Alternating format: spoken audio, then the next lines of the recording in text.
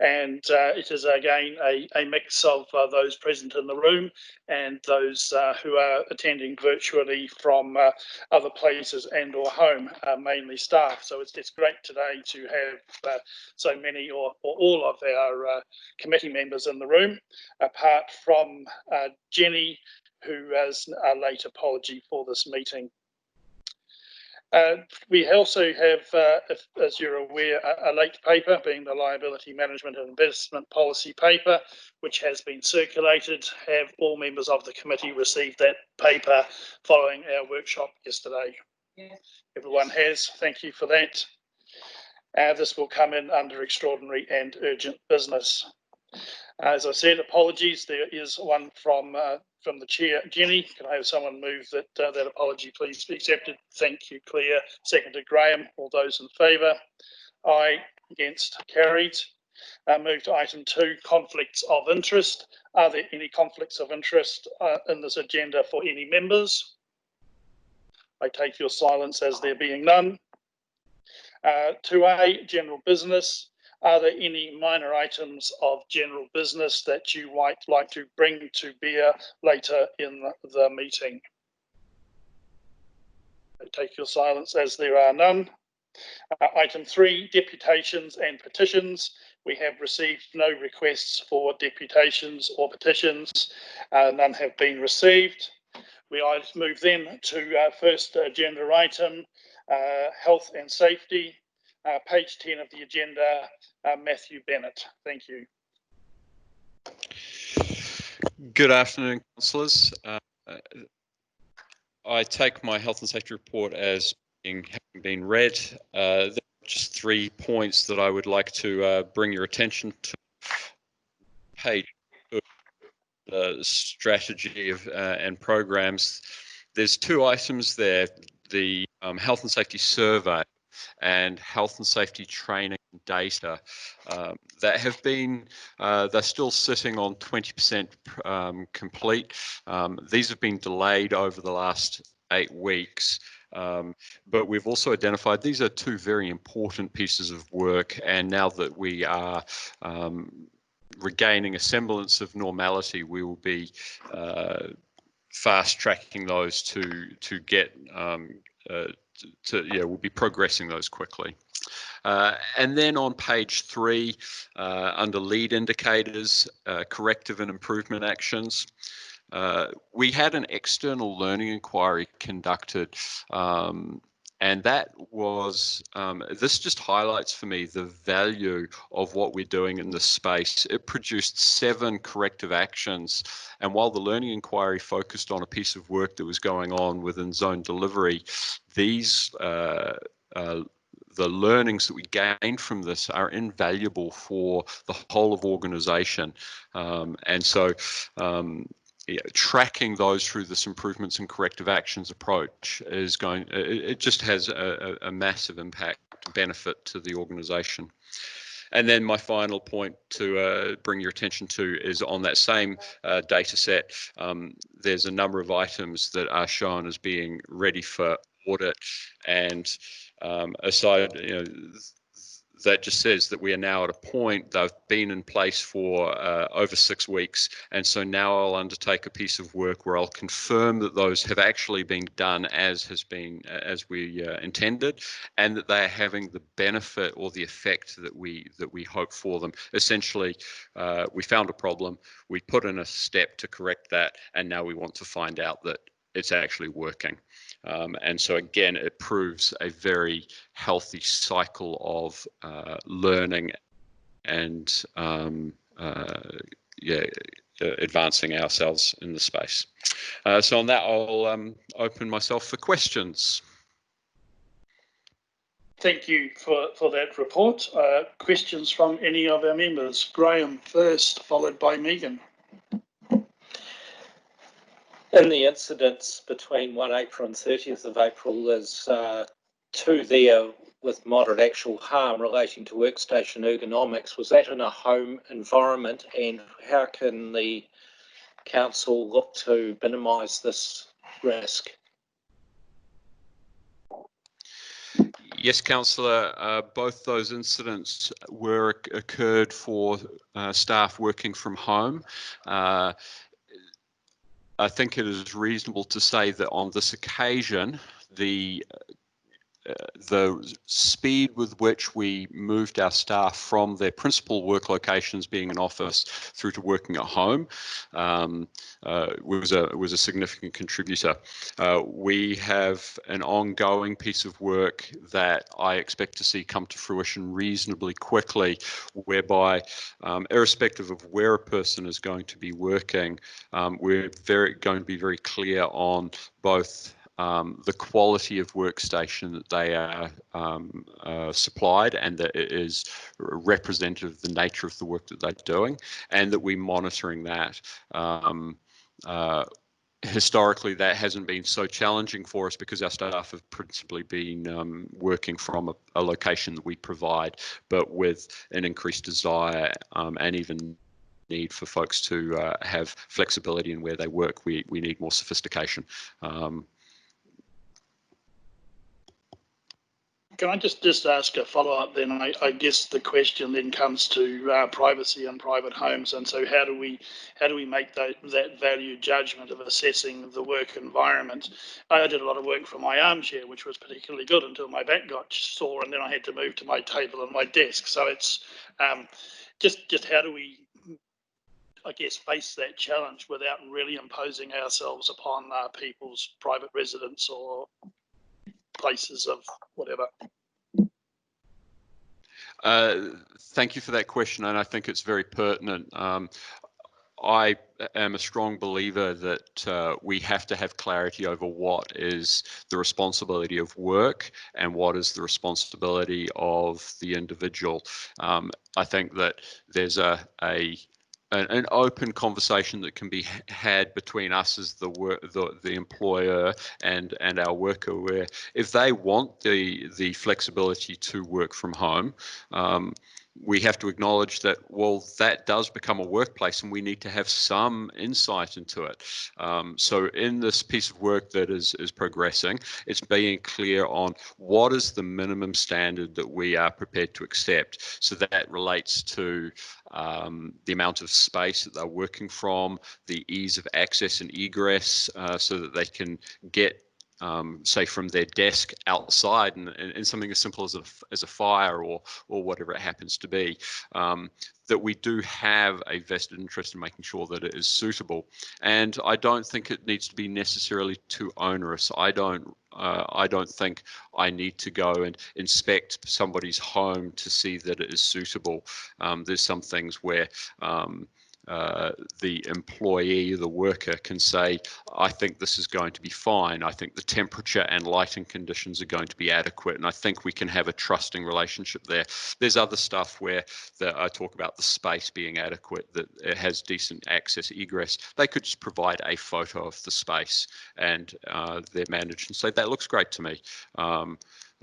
So I think that open and trusting relationship goes a long way to make that actually a lot easier. There's other stuff that might require a little bit more. So a workstation assessment, adjusting the setup to be suitable for them. They would have to be, if they require a special adjustment, additional expertise, they might have to be open to having an occupational nurse come to their home and do that adjustment for them if it was at that level of requirement. And again, I think our workers will be open to accepting that. And if that is a problem, we can simply say, well, it's not appropriate under these conditions that the work takes place in that site. So we have the capacity to accommodate them here within our existing facilities. Look, thanks for that. I was probably thinking very narrowly in the emergent space that we were working in now. So totally different as you articulate around a voluntary suggestion that they work from home. And I think we might have, as you say, some more control about that. So thank you for widening my thinking. Megan, you had a question. Just a question. You've noted the health and safety team has worked with the crisis management team supporting around disruption. Just had a question, we haven't got anything in the report here around availability of EAP services, mental health training, and where we're at with that within the organisation. Just wondering whether you could comment. I know there's been some ongoing work there, but just given the disruption that we've had, just wanted to check in on that. Thank you, Councillor. So prior, through November through to January, we had engaged with an external provider, and I apologise, I can't remember the name of the provider off the top of my head, to deliver mental health. It's called Mental Health First Aid 101. It's training for staff to help them identify folks that may be experiencing mental health challenges and to assist in directing them to the support they may need.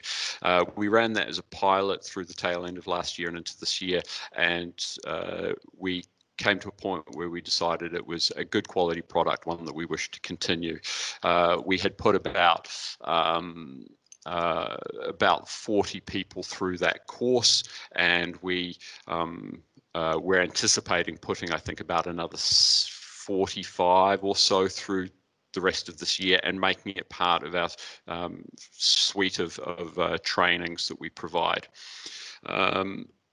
The reason, or not the reason, so that I referenced the health and safety training data program of work. This highlights the importance of that program. I believe that being able to show the number, essentially our progress on training our staff and our currency of training, is a critical piece of data that provides assurance, in this case, to council. And right now, it's very challenging for me to track that and to be able to report it adequately.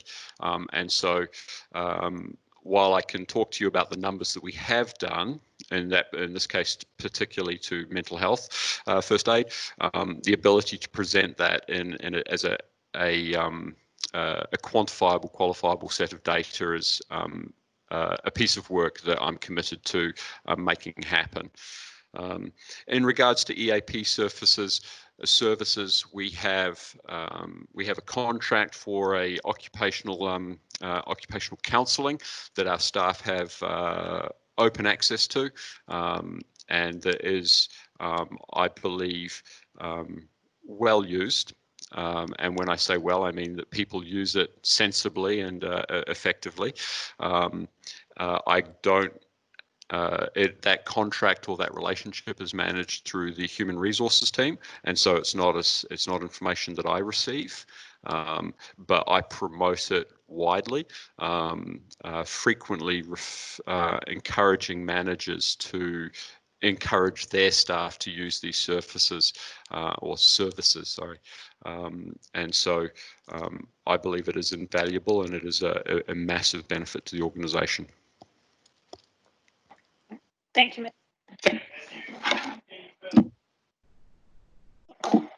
Thanks, Matthew. That's really good. Most of my questions have been answered, really. But in terms of the health and safety survey, so what you're saying is, in the preparation of that work, that you'll be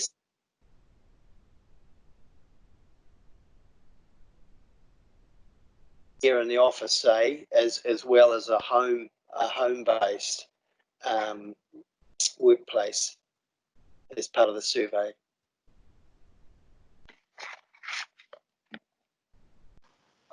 I apologise, Councillor. That came through very broken. I missed. I didn't hear your question.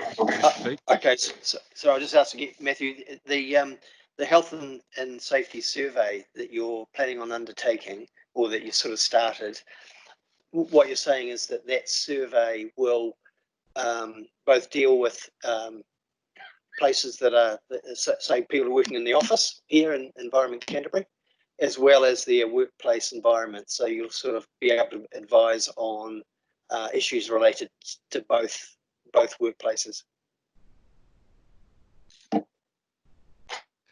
Yes, Councillor. So we developed a set of questions, and have tested that with a handful of folks to ensure that that they make sense and that will help people answer, or that they'll be able to answer them accurately. And then how we roll that out, rather than surveying the whole organisation, we're going to be doing sampling, targeted sampling, and it will pick up health and safety issues associated with work, independent of where they happen to be working. So some people are working in depots out in Kayanga, some people are working out in riverbeds in South Canterbury, and some people are working in offices or at home. And the questions we're asking will identify issues and effectiveness of our health and safety management for all of those categories. Great, thank you. And the other thing is just confirming those occupational counselling things that are, from my understanding, is that they're very confidential, and there's some safety for staff when they undertake those series of talks with somebody. Yes, that is central to my my values in terms of any medical information, any clinical information, and that includes the counselling, is that whether I do or don't receive the data of how many people, how many hours, that kind of thing, that I don't have any need to know who it was, or any member of Environment Canterbury has no need to know who it was, unless it requires them to take action in relation to that person, and that's been designed into the system, the contracts that we have with, in this case, the counselling service, but also our occupational health providers. Thank you, Matthew. Can I have someone then please move that we receive this report and advise staff that there are no issues requiring additional assurance or issues or reports required? Thank you, Claire. Grant, seconded. All those in favour, please say aye. Against, carried. We move then to item 4.2, risk standing report. Nick Hill. Thank you, Chair. Good afternoon, councillors and staff. I'll take the risk standing report as read, noting that over the previous period we have continued to be dominated due to the COVID-19 disruption, with the crisis management team operating through to level 1 to support the navigation of this event. Health and safety risks and other performance matters have been reported elsewhere.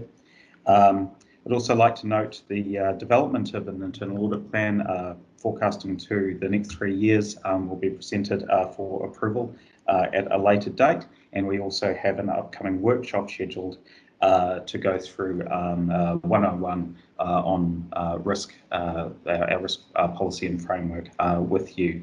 I'd ask for any comments or questions at this point. Thank you. Graham. Thank you for your report, Nick. Just moving on to page 20 of 128 in our papers, the action list. There are a number of items there noted from the audit letter. Are you able to give us some comments on the progress of those, and in particular the Metro card balances, which I believe will need to be addressed by the end of next?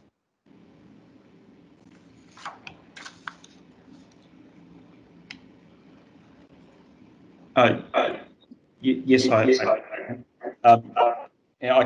do that now or at that point. Around the audit letter action. Oh, sorry, I've moved forward, Mr. Chair. My apologies, Mr. Chair. I've moved forward a page.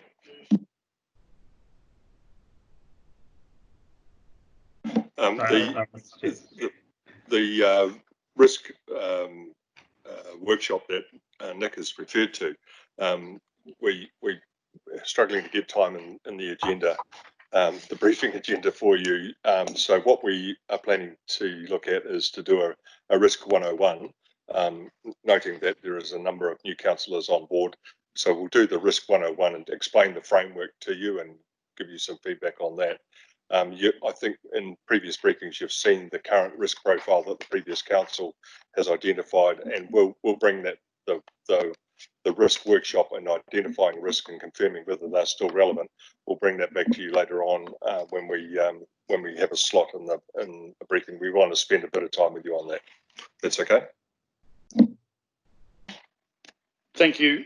Having already moved and seconded that report for the previous report, I suppose to get us back in order, we should receive the health and safety governance report from the previous report.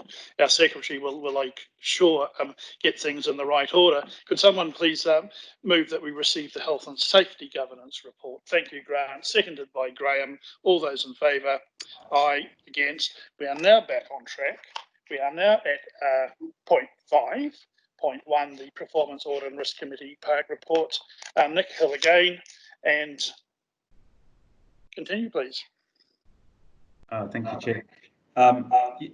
I'll make a couple of comments around the action list at this point. We have now included the audit action items, which previously had been reported in its own paper, but to include them within the action list for the committee to bring priority to them. So we've now included them here. The pre-existing action around finance-sensitive expenditure is now currently in progress, with benchmarking being undertaken currently around how other councils are undertaking that, and a review of relevant documents such as the contracts with service providers. We also have the item on useful lives of assets being closed, and I have a brief comment on that. This is now completed.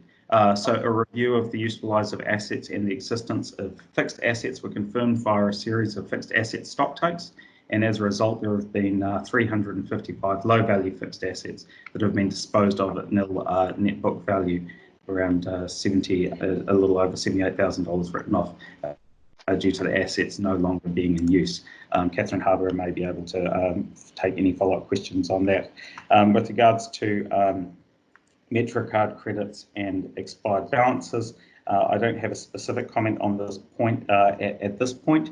I will be following up specifically with Jeremy on that, with the aim to get an answer back to you as rapidly as we can, noting the previous disruptive period has caused a little bit of a delay in some of these actions potentially, but we will be addressing that unless Stuart is on the line and may make a comment. I guess my point, or as Graham's point, is that we have the next audit coming up, so we would like to see some resolution before we enter into the next audit process to have the answers. So I guess we would like to see those actions completed so that we can hand the answers. Stuart, if you do have an answer. Stuart here. No, I don't have an answer. Sorry, John. I was just reiterating what Nick mentioned. Our team has been pretty focused on the COVID response in recent times. So I need to check up on how that task is going. Thank you. But just cognizance of we do have a bit of a timeline to achieve these outcomes. Any further questions? If not, could someone please move that we receive the action list? Thank you, Graham. Seconded. Clear. All those in favour, please say aye. Against? Carried. Item 5.2, performance finance report. Tasha and or Catherine. Good afternoon, it's Tasha here. Just looking at the portfolio financial report, the surplus to budget continues again this month as expected. So we now have a 9.14 million variance to budget. Again, as discussed in previous months, is spread across the majority of the portfolios, with some key ones being freshwater, transport and regional leadership, and actually biodiversity. Is there any specific questions in relation to this report? Councillor Mackenzie has a... Yeah, thank you. Just in terms of hazard risk and resilience, you talk about the Rangitata additional expenditure of 320,000. Is that are the components of the Rangitata spend that don't sit in that portfolio, that sit elsewhere, or is that the entire spending on fixing up that river? I can probably respond to that, Councillor. Yes, all of the Rangitata funding, including the targeted rate allocation, sits within a hazards, risk and resilience portfolio. So that is what it is. Yeah. So I guess, so my question was, it doesn't appear to be as big a blowout as or it hasn't had the impact on that whole portfolio that perhaps I think I was expecting it to. Or is that because there's less spending anywhere else? Does it have further potential? Exactly. Really, when you're looking at the flood, particularly the flood funding, across the whole thing, it all evens out pretty well. So it doesn't have a big driver on terms of the overall portfolio. And my comments were really, and I know it's after the fact, but when we were discussing the annual plan, there seemed to be quite a lot of concern about us running down our flood protection reserves. But in fact, the impact of what's happened because of other schemes, it's not as dramatic as it could have been, I guess. Graham, Glenn. I note in some of the portfolio reports, as a result of COVID and potentially other matters, but principally COVID, our progress is not quite where we'd planned. So we're going to have to look pretty carefully at our reporting to the ratepayers in our annual report at the statement of service performance and the carry forward matters. Thank you for that, Graham. And I note in some of the audit letters and thoughts that we need to provide that through this audit process, there will be those questions of how we're handling overruns, underruns and the like. So I think this council, we've had a brief conversation on various fora about being certain and how we articulate those unders and overs due to COVID and being very clear. Any further questions? If not, then thank you very much, Tasha. And could someone please move that we receive the portfolio finance report for the period ending 30th of April 2020. Thank you, Ian and Megan. All those in favour, please say aye. Against? Carried. We move then to item 5.3, the financial health report. Tasha, again, I presume. Yes. So again, with the financial report, this is just showing again the expenditure lines and the underspend currently within the goods and services and labour areas. An update on the cash balance today is that we have received the CCC rates income of 8.9 million. So our bank balance today is 35 million. However, we do have 6.5 million to go out in bus contracts today. So we'll be sitting at around the 29 million as of tonight. Are there any questions in regards to the financial health report? I have a brief one. So we have received the rates through from Christchurch City and others. When and what might we expect some of those rate holidays to appear and the value? Do we have an indication of what that might look like in the next quarter? Hi, it's Catherine here. So I got an update from Christchurch City last Wednesday, which was talking about the postponements and for the Q4 rates. And at this stage, it's mainly the commercial, the business instalments that's going to be affected.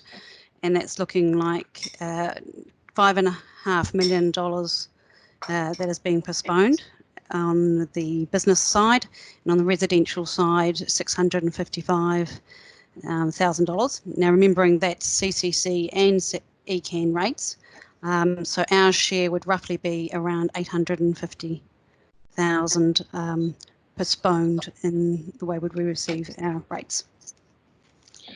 And we are comfortable that we have the cash flow and the resourcing to take care of that. Yes, and we had taken that impact into account when we were doing the annual plan discussions. Thank you. Any questions from other councillors? Councillor Mackenzie, followed by Graham. Well, I mean, did we agree to give rates holidays? We don't give rates holidays. The territorial authorities do. We follow their action, so it's not a decision that we make. Yeah, just briefly, we have a contract with each of the TAs and throughout the region to collect our rates. And for the sake of efficiency, we adopt their policies when it comes to postponement and rate holidays. I'd also just add to, just to support what Catherine was saying, that 800,000 has been offset by that growth that we get in that rate collect. So, yeah, the risk has been mitigated. Just noting on the graph on page 34 in our pack on the cash balance that there might be the very first signs of a little bit of tightening showing there with the trending getting down to the lower end of the range. We'll just need to keep a close eye on that as this process works through generally. Thank you, Graham. Any further questions? If not, can I have someone please move that we receive the monthly financial health report for the period ending 30th of April 2020 and note the tables of council approved unbudgeted expenditure listed in this report. Thank you, Tasha. It's moved by Grant, seconded by Claire. All those in favour, please say aye. Against, carried. We move then to item 5.4, public transport financial update.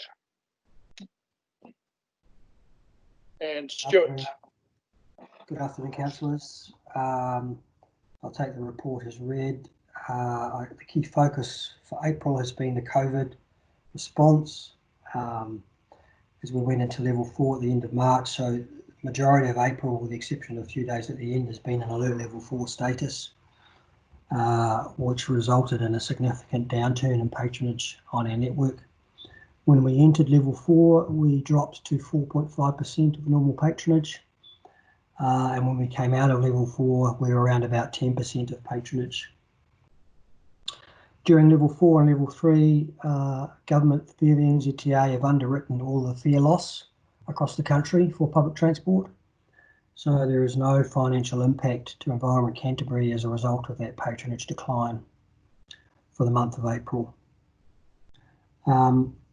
We've been operating Sunday timetables through April and incurring some additional costs to do with cleaning and sanitising our vehicles and sanitising made available PPE for drivers. And again, all of those costs have been covered 100% by NZTA through their COVID support, so no direct costs to Environment Canterbury. It's also worth noting that in the total mobility space, the fees for customers for total mobility have been waived, and so they too are enjoying free access to total mobility services through level 4 in April, and that fare reduction has been 100% covered by NZTA as well. So again, no cost impact for ECAN. I think that's probably the main topic for April. Happy to answer any questions. Claire Mackay. Through you, Mr. Chair, is it appropriate I ask a question regarding level 2 in May? Yeah, I think Okay. where we're at. There we are. John's actually put it on the table. Yes, Stuart, I'm just wondering, initially I had a question around, was the government actually reimbursing us while we were in level 2 as well? And I thought I read further on through these papers that in fact we were being reimbursed by the government until June the 30th. Is my understanding correct? So government have, through NZTA, underwriting fares 100% through levels 4 and level 3. However, they have an expectation that councils reintroduce fare collection as soon as practicable in level 2.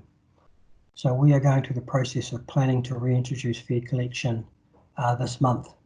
And the key driver behind that is to help offset the funding challenge that NZTA are under. While they have got funds to cover COVID through till the end of June, that funding is under significant pressure. And so having fare contribution from the main urban centres, particularly Auckland, Wellington and Christchurch, provides some relief, I guess, to government in that space. So we're looking to reintroduce fares around about the middle of June. Auckland are already charging fares, and so too are a number of other regions. So, Stuart, then, do we have a feel of what the impact, the direct cost to the PT cost centre is going to be for the what sounds like free fares for a little part of level 2? Yes, sorry, I should have added a little bit more to that answer. So while we are operating under free fares in June, they are covered by NZTA. When we start recollecting fares, the shortfall compared to last year's fare recovery is covered by NZTA until the 30th of June. Thank you. I think a question from Graham followed by Grant. Really a follow-up question to those previous matters Claire's raised. Will we have this accrual that's going to need to be made at 30th of June finalised promptly in July to allow the matter to be finalised into the financial statements, because otherwise it may have flow-on impacts into the 2021 year for any difference between an accrual made and what's actually paid. So timing becomes quite critical given the dates. So currently we are processing operator contract payments as we normally would, and are claiming back from NZTA grant funds and additional funds as we normally would. Thank you, Stuart. Grant, question. Yeah, just to follow up on the fare issue, Stuart, how are you going to communicate, or have you got a communications package ready to go to inform the community, the bus patronage community, that they will have to start paying for fares? Because at the moment they're probably under the impression that they have free fares until the end of June. Is that the case? We communicated to the community earlier this month, once we moved into level 2, that we would be looking to reintroduce fares in June, and we stated early June in that communication. So we're in the process of finalising what that looks like with operators, with drivers and with NZTA.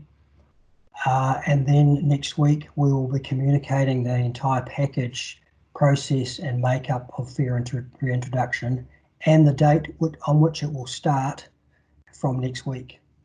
So the community will have a reasonable amount of forward notice of when fares will be reintroduced and how they will be reintroduced and how that will impact on customers. We also advised earlier this month when we moved into level 2 that it is possible that the reintroduction of fares will start without the option of cash fares. Under COVID, there's a lot of focus on contactless transactions, and that's a key focus of us in public transport, is keeping our drivers safe, because they are critical to our ability to deliver our service, and a significant proportion of them are in that at-risk category. So we have been waiting on formal guidance from Ministry of Health, which we expect to get this week, on the handling of cash or not in the public transport space, and that will significantly influence the final plans that we'll communicate next week. Thank you, Stuart. We're pushed for time, but I would like an answer for this one if we could. So how are we going with patronage versus expectation? Just in 2 sentences would be great. How we sit today. Much better than expected. Yesterday's patronage was 68% of what we would normally expect, significantly higher than we had anticipated. Good. Thank you, Stuart, for that report. Just one more little tidbit.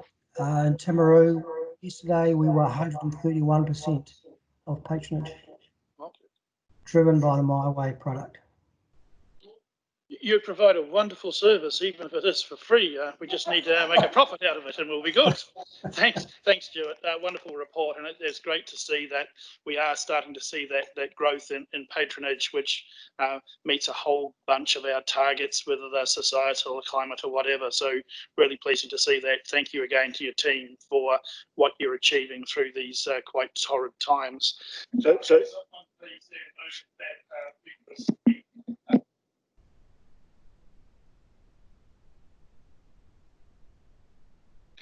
Moved by Grant, seconded by Graham. All those in favour? Against? Carried. Mr. Chairman, could we have for next month's park meeting estimate of the cost? Because by that stage it will be a cost to ECAN of running the PT based on the forecast predictions for patronage, please. We can ask that, and if possible, that would be useful to advise. Thank you.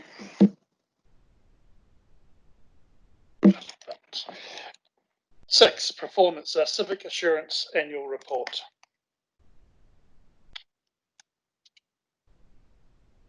Catherine, I'm sure it's not Stuart.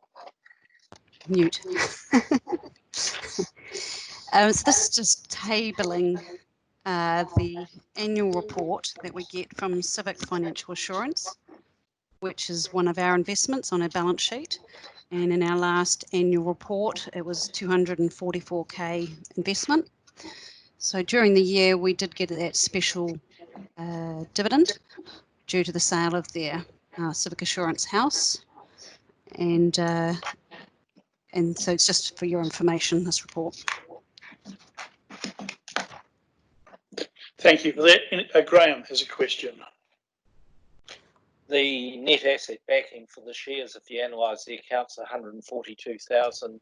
Catherine, what's the current carrying value of the shares after adjustments that may have been made through the special dividend?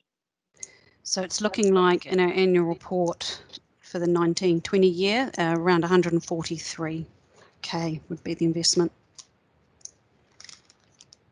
Thank you.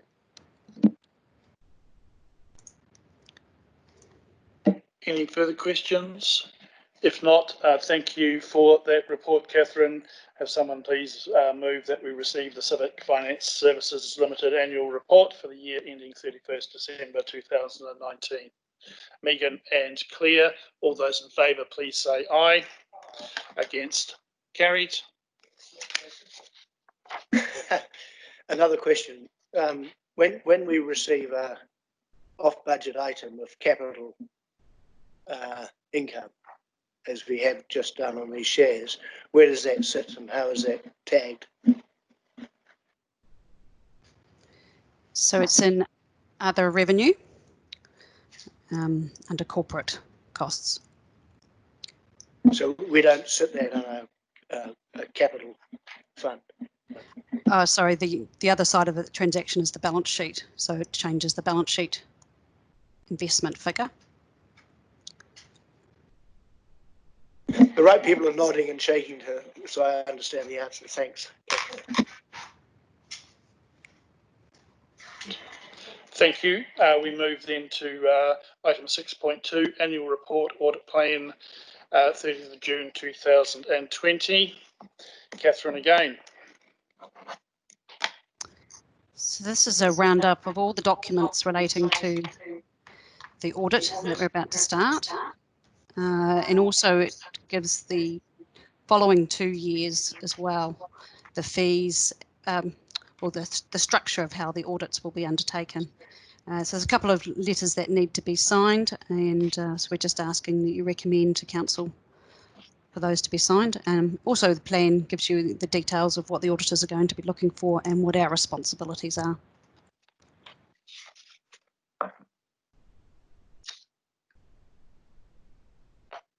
So just to clarify me, on the likes of page 90, the risk or the issue is the point where the auditors are looking, and on the right-hand side of the page, our audit response is what we will be doing to fulfil those questions. Is that correct?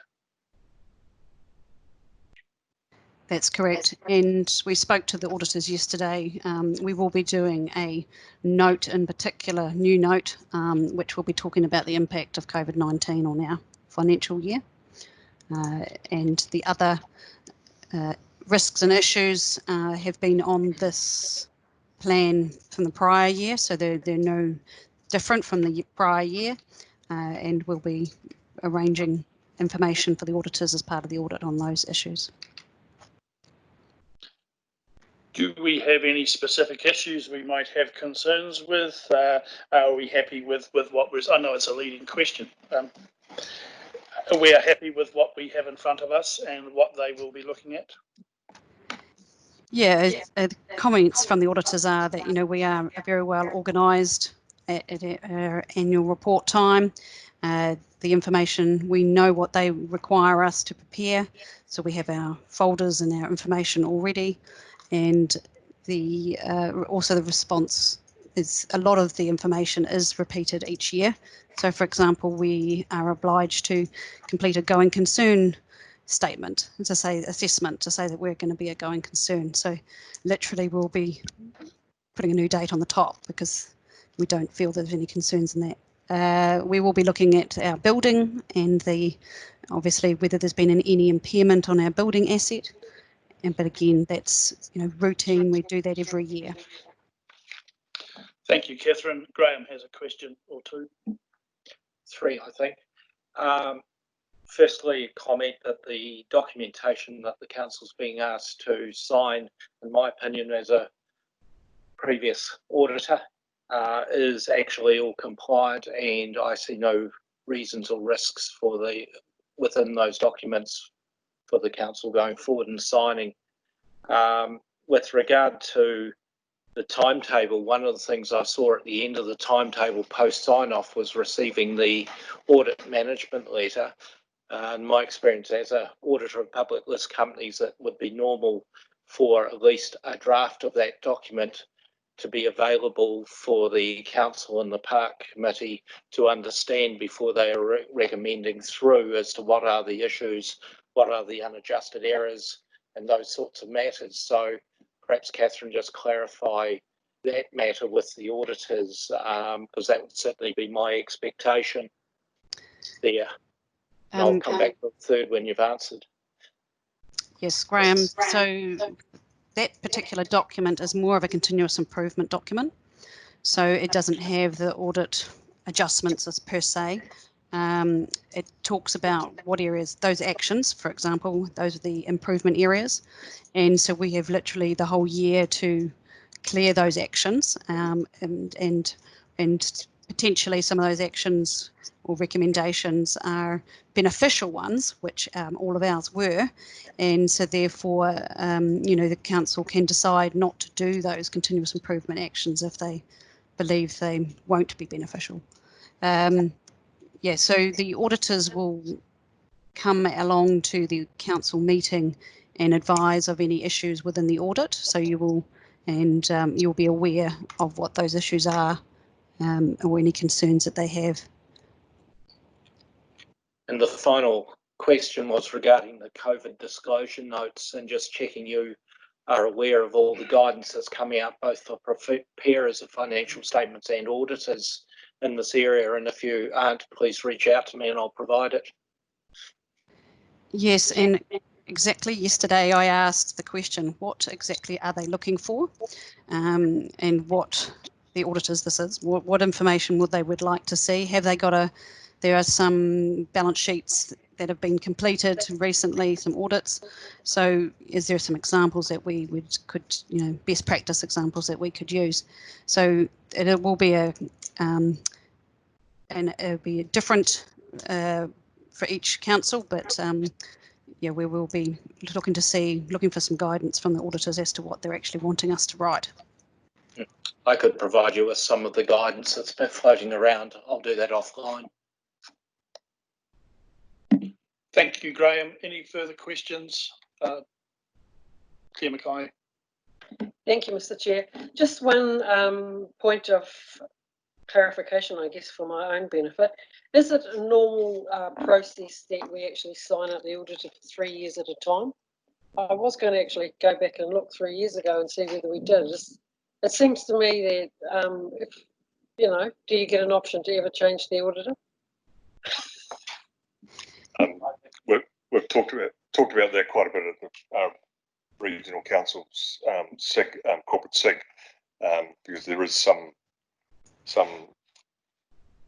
concern about, you know, the length of time that you get assigned an auditor and the costs associated with that.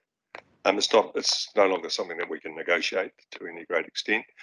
There are other audit providers in the pool for the AOG, for the Office of the Auditor General, and they use that. And some councils get a Deloitte or a PwC. Always 3 years. Generally, yep. But we have we've never experienced anybody other than Audit New Zealand. So.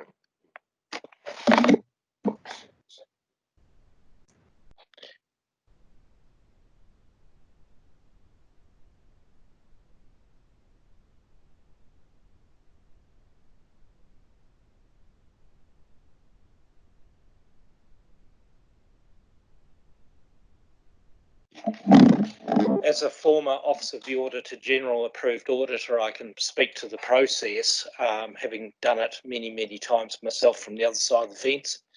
And who Environment Canterbury gets as an auditor is purely the decision of the Auditor General. The legislation states that the Auditor General is the auditor and they may delegate that to an approved auditor, Julian in this case.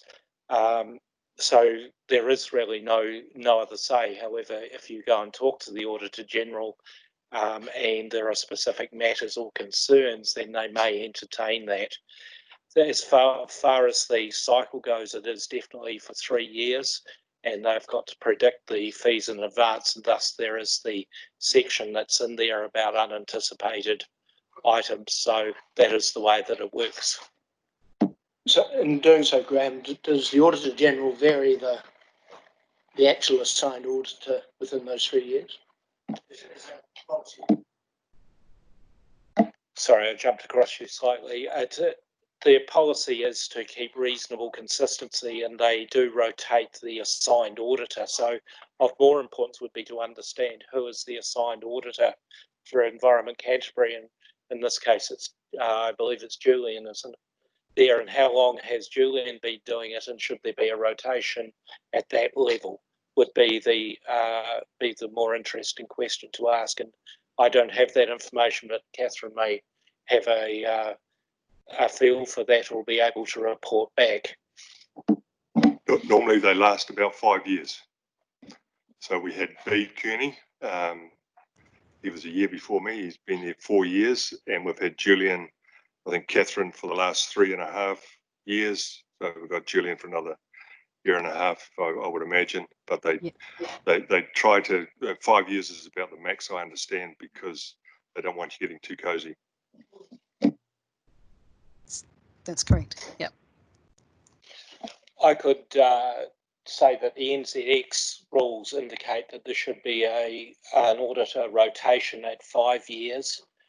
For NZX purposes. For an issuer, it should be at 7 years, and normally a good practice for an ordinary company, it should be a rotation at 7 also as best practice, but certainly no more than 10.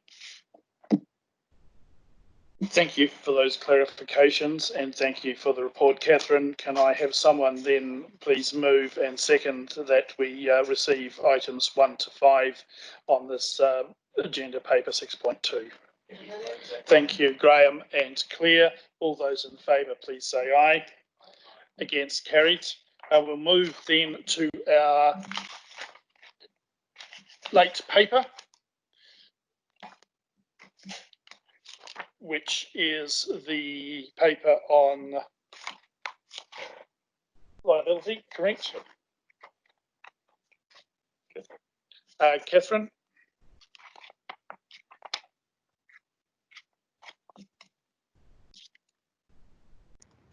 Okay. So following the feedback, I've made the 4 changes that were requested yesterday and tidied up the document so that it's easier to read. If anyone would like me to go through those changes that I made, but otherwise I believe it's now ready for your recommendation.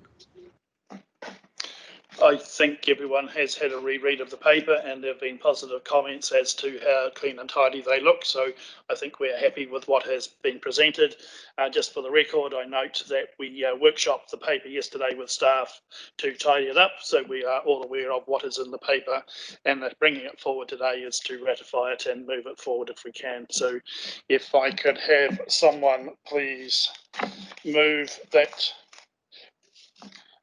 we resolved pursuant to section 46A(7) of the Local Government Official Information Act 1987, consider these matters and to receive the liability management and investment report. So if someone to move that, please.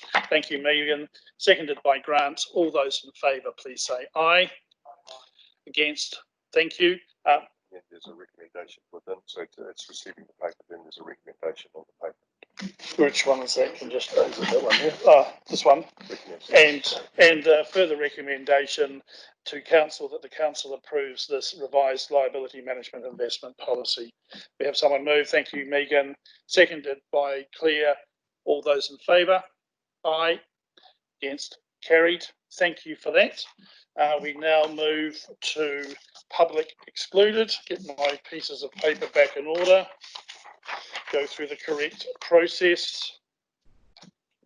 It's awkward not having a very efficient secretary next to me, Vivo, to point these things out.